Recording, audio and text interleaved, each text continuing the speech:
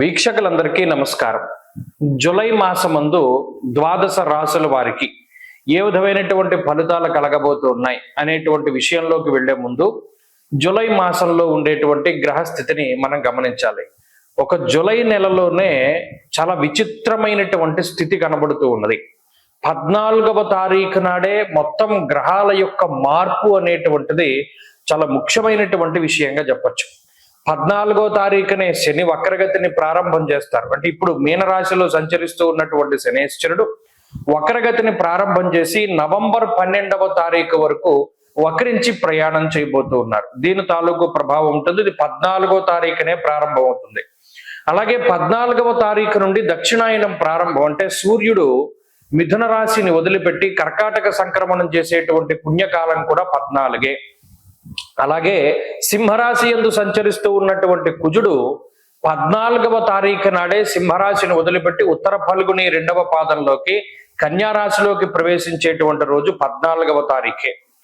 అలాగే 14వ తారీఖు నాడే వృషభ రాశి యందు స్వక్షేత్రంలో సంచరిస్తూ ఉన్నటువంటి శుక్రుడు మిథునంలోకి ప్రవేశం చేస్తారంటే మిథున సంక్రమణం శుక్రుడికి 14వ తారీఖు నాడే. అలాగే జూలై 14వ తారీఖు నాడే బుధుడు వక్రగతిని ప్రారంభం చేయబోతూ ఉన్నారు.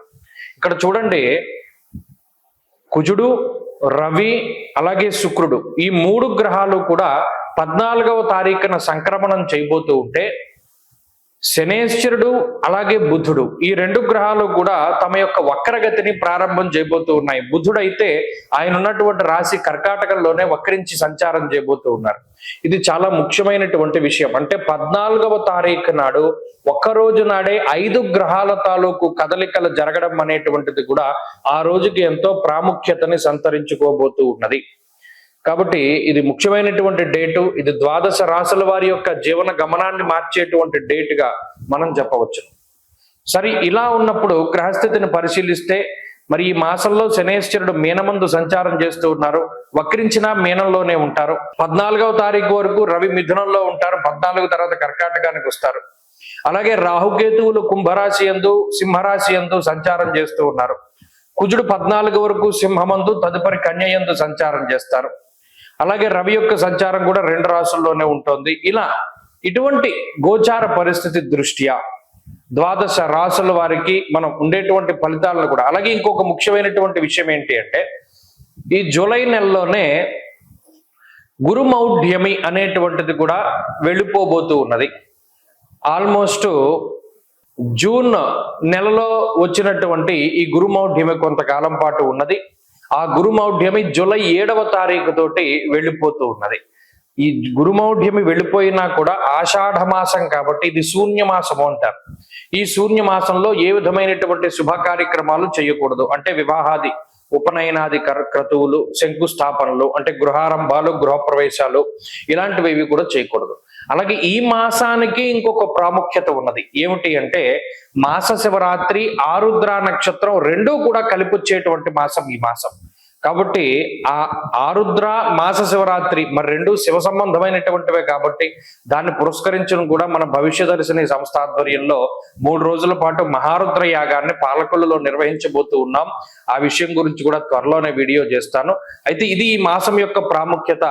అలాగే ద్వాదశ రాశుల వారికి కూడా ఈ మాసంలో ఏ విధమైనటువంటి ఫలితాలు కలగబోతున్నాయో కూడా మనం ఇప్పుడు తెలుసుకుందాం. వృషభ రాశి వారికి జూలై మాసమందు అటు 2వ స్థానమందు గురుడు యోగిస్తున్నారు. అలాగే ఈ మాసంలో అర్ధాష్టమ కుజుని యొక్క దోషం తొలగిపోతూ ఉన్నది. ఇది ఒక మంచి విషయం. అలాగే ఈ రాశి వారికి 3వ స్థానమందు రవి యోగించబోతూ ఉన్నారు 14వ తారీఖు లగాయితూ.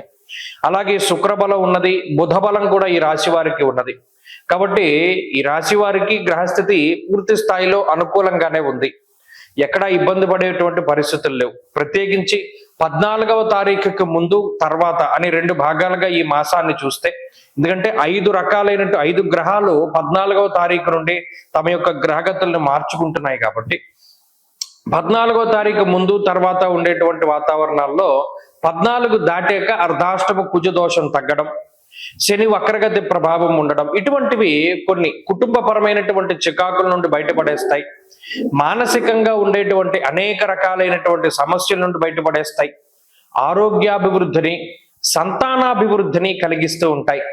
అలాగే ఏదైనా ఈ కుజ సంబంధమైనటువంటి భూపరమైనటువంటి లావాదేవీలు, కోర్టు కేసులు, న్యాయస్థాన సంబంధమైనటువంటి విషయాలు, ఏదైనా చిన్నపాటి లిటిగేషన్ వ్యవహారాలు ఉన్నా కూడా వాటి నుండి బయటపడడానికి కూడా ఈ గ్రహస్థితి చాలా చక్కగా యోగిస్తుంది. అలాగే ఇక్కడ 2వ స్థానమందు గురుని యొక్క సంచారము, అలాగే తృతీయ స్థానమందు ఉండేటువంటి రవి యొక్క సంచారం వల్ల, అంటే ఇది కూడా 14 దాటాకే పరిస్థితులను గనక చూసుకుంటే అర్ధసిద్ధి సదారోగ్య అన్నారు. ఆరోగ్యం, నిత్య సంతోషం, బంధుమిత్ర సమాగమ. అంటే బంధువులు మిత్రులు మన ఇంటికి వస్తారు. ఎప్పుడు వస్తారు? ఏదైనా శుభ కార్యక్రమాలు జరిగినప్పుడు వస్తారు. అంటే ఈ మాసంలో ఏదైనా మంచి పనులు, మంచి కార్యక్రమాలు, శుభమూలకంగా ధనాన్ని ఖర్చు పెట్టడానికి ఉండేటువంటి పరిస్థితులు ఇవన్నీ కూడా వృషభ రాశి వారికి కనబడుతున్నాయి. సరే, మరి ఏ పరంగా మనం జాగ్రత్తలు తీసుకోవాలి ఈ నెలలో అంటే, ఇక్కడ శుక్రుడు కూడా 12వ స్థానాన్ని వదిలిపెట్టి జన్మరాశి సంచారంలోకి వస్తున్నారు కాబట్టి అంత విపరీతమైనటువంటి ఖర్చు కూడా ఉండదు.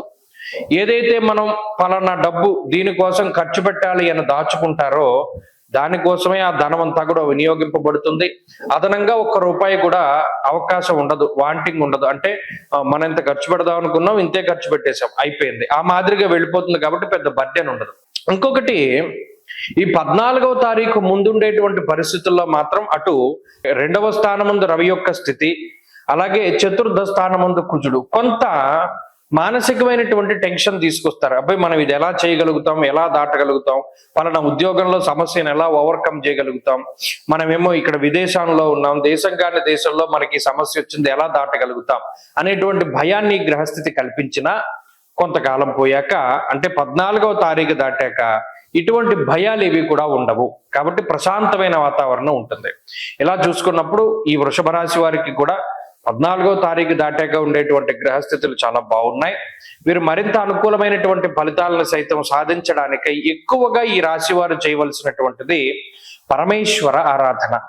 ప్రతిరోజు కూడా రుద్రకవచాన్ని పారాయణ చేస్తూ ఉండడం, అలాగే లక్ష్మీ హృదయాన్ని పారాయణ చేస్తూ ఉండడం, ఇవన్నీ కూడా చెప్పుదగినటువంటి సూచనలు. స్వస్తి.